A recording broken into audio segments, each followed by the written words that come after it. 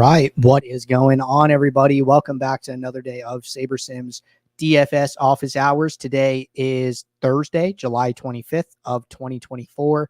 Looking ahead here, we have a 6-game early MLB slate already underway. We have golf that teed off this morning, and then there is a 2-game MLB night slate later tonight. So it should be a fun day of DFS. For those of you who are new here, welcome. My name is Andrew. I'm one of the coaches over here at SaberSim. This is a show where we go over how to use the SaberSim app, answer any and all DFS-related questions. Get your questions in one of 3 ways here. First off, send us an email, support@sabersim.com. Second, post it live in the YouTube chat. Third way, post it in the office hours channel in our Discord server. If you're not in our Discord and want to get access to that channel, there is a link in the description of this video. You also get access to our similar channels, individual sport channels, and to get access to the rest of the SaberSim team. So can't say enough good things about the Discord.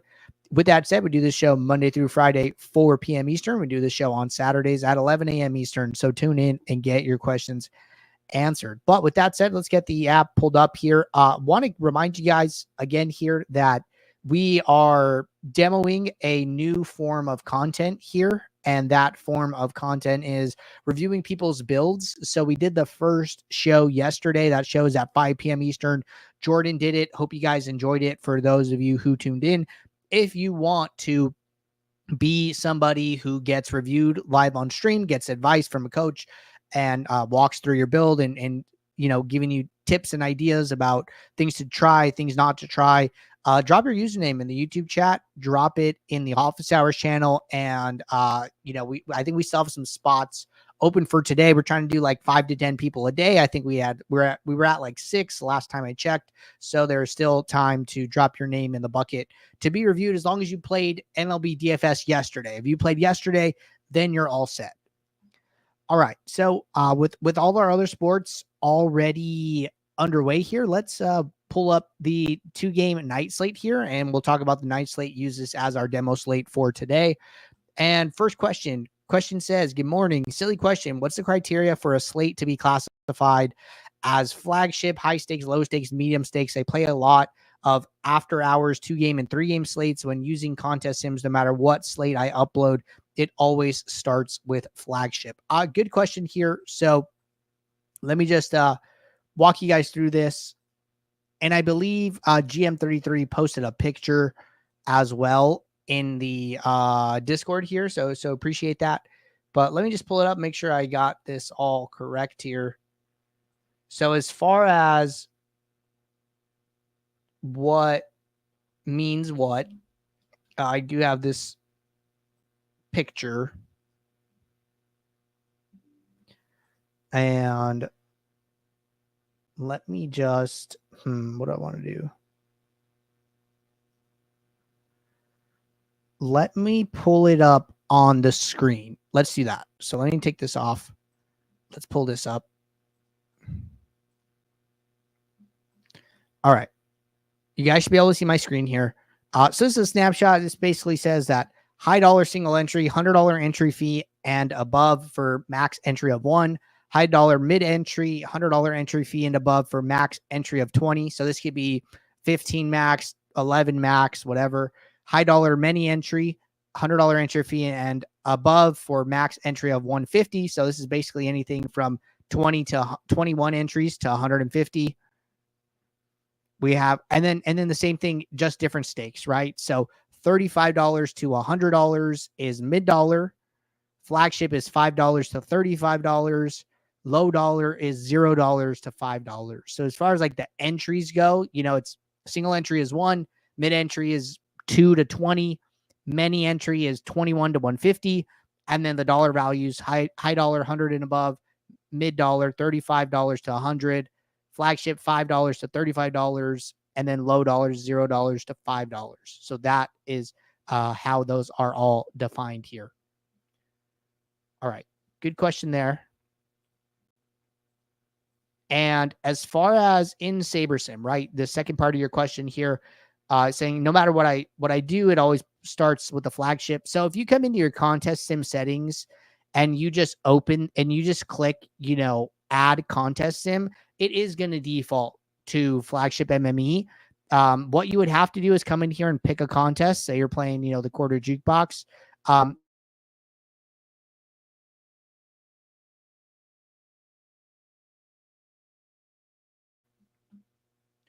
you're still going to have to come in here and click a field lineups source. The better thing to do here, right, if you're playing one of these slates, is to come into, like, this is a night slate, right? If you come into my contest, if you have a CSV, you could do this from the my contest option, or else you could do it from the all contests. And then what I would do is I would come in here and then I would click on the contest I'm playing, right? Say I'm playing the one single entry $5, right? The chin music. When I right click on this contest and click add contest sim, it's going to designate it to the right field lineup bucket. So it goes straight to flagship single entry as opposed to flagship MME, right? Let's go do a low stakes. We'll do the $3 3 max here. When I do this one, it goes to low stakes 20 max because it's above 1, but it's less than 20, right? So that is basically auto designating correctly here. I believe the same thing works for FanDuel. You know, you mentioned after hours, which I know is a FanDuel specific slate here. So let's jump over there. So even when I come to the FanDuel slates, I go to all contests. You know, there are contests here, right? Say I'm playing the $1 single entry. I come into this contest tab. I right click on the contest. Boom, it designates to low stakes single entry. So if you're doing that, this is the way that I would be doing it. One note is that the payout structures are not perfect because we don't have the exact contest data for FanDuel. So we have some presets here based on generally how they structure these, but they do change it throughout the season. So I would just double check. Contest size should always be correct, but I would just double check percent to first and percent entries paid. And then just in case you don't know how to calculate those, percent to first is first place prize divided by the prize pool. So say the prize pool here is 1K. So, you know, say first place is $100, then that would be 10% to first. And I would just come in here, change that to 10%. And then let's say the top 200 entries get paid and there are, you know, let's say 1,000 entries in this contest, then that would mean percent entries paid is 20. So it's the amount of paid positions divided by the amount of entries in the contest. And then I would just update those and then save it. And then that would go straight to being an available contest sim after I run my build. So that is how that works. All right. Next question here. When building lineups, if I enter into a tournament that only max like 43, what should I adjust my lineup build settings to, since 20 max, 100 max are my main options? Think you answered this before. If my contest size is 264, do I still do a pool of 5,000? Okay, so two questions here. First one is, if I'm only playing a 43 max, what should I set my build settings as? Again, you know, I would always go on the high side here, right? So same way like the buckets are like, hey, 21 to 150 is just, you know, our MME. If you're playing a 43 max, I would always lean on the high side. It's always better to build lineups with more upside than lineups with not enough upside. So I'd always lean on the high side there. And then second part is, if my contest size is 264, do I still need a pool of 5,000 lineups? I would say yes. You know, you should always build the max amount of lineups that you can. Ultimately,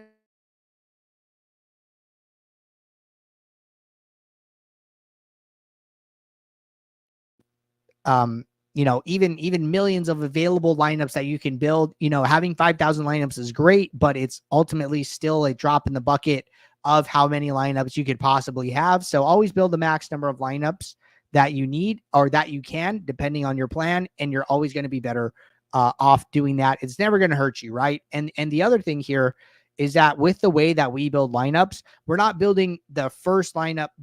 Your first lineup we build isn't your best lineup. And then your second lineup is your second best. Third is your third best, right? And that's because SaberSim is not just building the highest projected lineups possible. It's building lineups based on our simulations and, you know, based on the sims, like your last lineup built could end up being your best sim ROI lineup. And that's just the way that it works out. So, you know, always build the max number of lineups pretty much for that exact reason. All right. Couple good questions to get us started here. No more questions here at the moment. If anybody has a question, drop it in the chat. But I'm going to do a little build demo here, and we will get rocking and rolling. So let's make two small adjustments to projections for tonight's slate. And on a 2-game slate, you're going to notice min salary is kicked down automatically here. Correlation comes down as well, right? Let's say we're building for, you know, a 20 max here. And you're going to see a little bit lower correlation, high sim diversity, lower min salary. And one thing on a 2-game slate, I would don't use batters against opposing pitchers.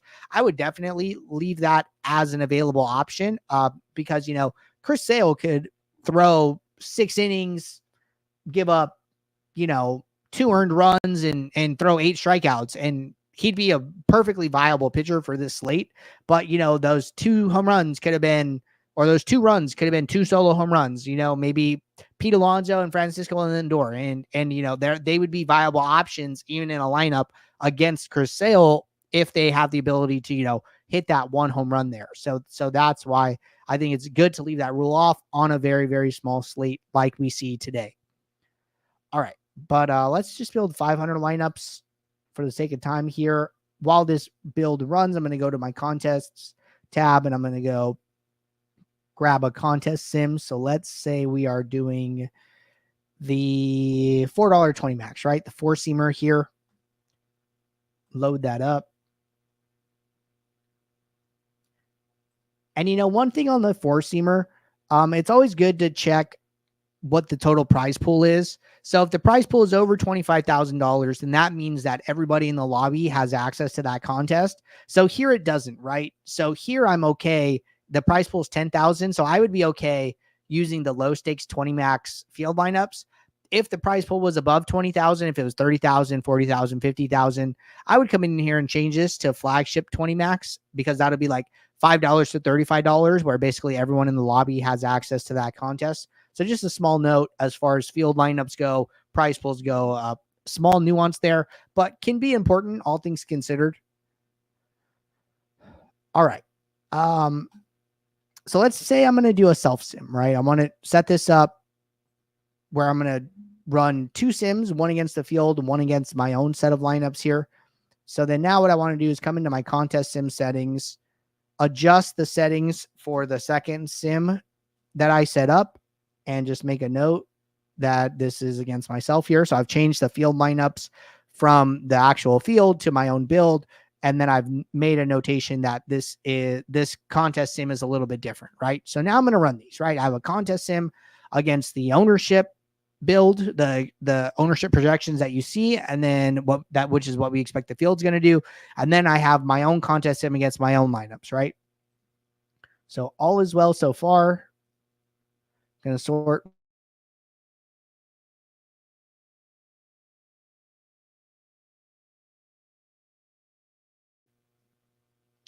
And contest sim is finished. Perfect. So what I want to do here is I want to start with my filters, and I'm going to say show lineups with ROI greater than 0 for both contest sims that I have, right? This is going to move so many lineups to the trash. See what we're left with. All right, so we're left with about 277 lineups. So taking about half of our lineups and put them in the trash. Now I want to change my sorting metric to the self-sim risk-adjusted ROI. Perfect.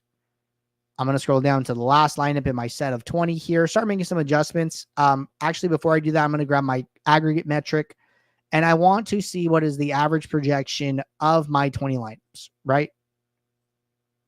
So something that I've been doing, something I like here, just a good data point to have.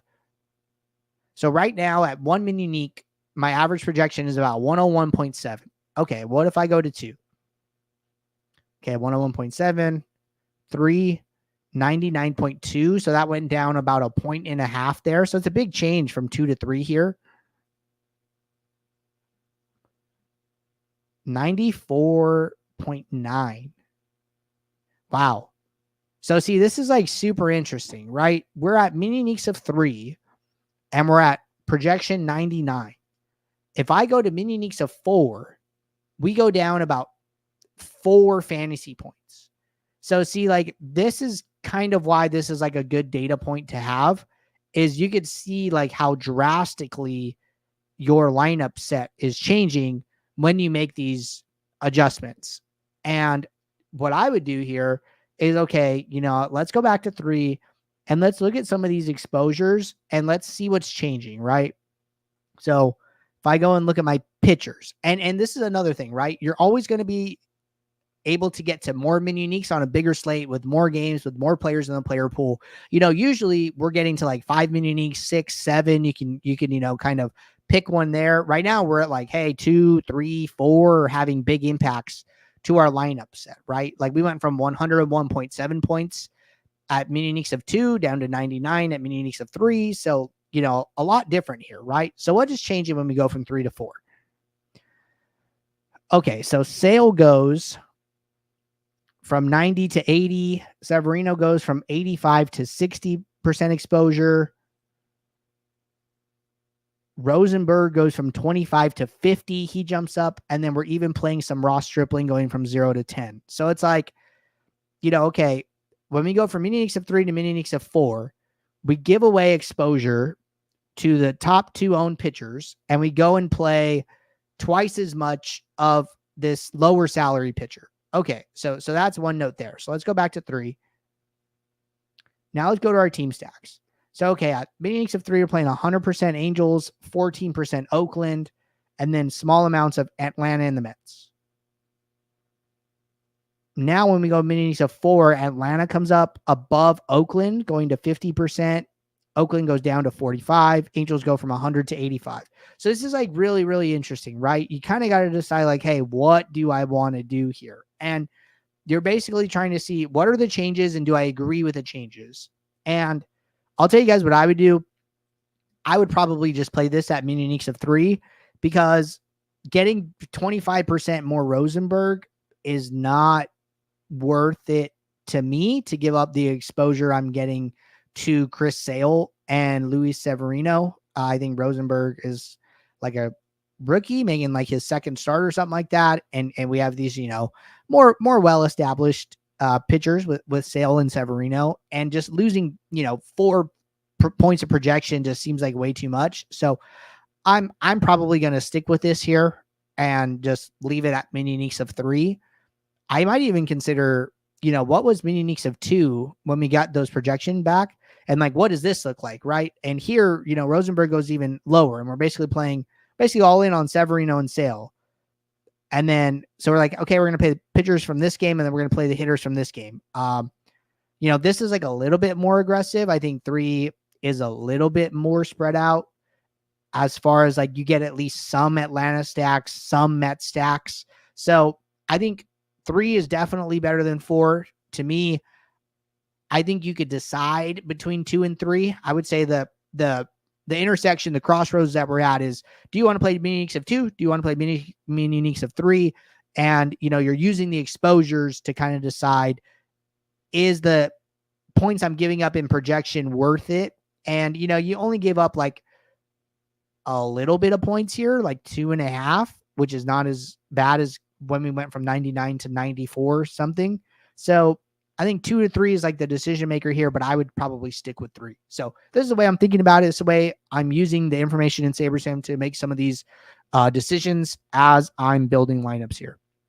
So hope that helps you guys out. It's nice to get in these spots where it's like, you know, what do we do? It's like so weird, and just give you guys some insight. So with that said, not seeing any more questions in the Discord or the YouTube chat. Don't miss Jordan's show today, 5 p.m. Eastern, to go over more people's builds. And I think that you guys can really just learn something from watching other people's builds, watching Jordan walk through it, talk through it, give ideas and insight. I think it's a cool trial thing that we're talking about here. So hope you guys enjoy that. I will be back tomorrow, 4 p.m. Eastern, for our next show. So until then, everybody, take care. Good luck. I'll see you all. Thanks. Bye.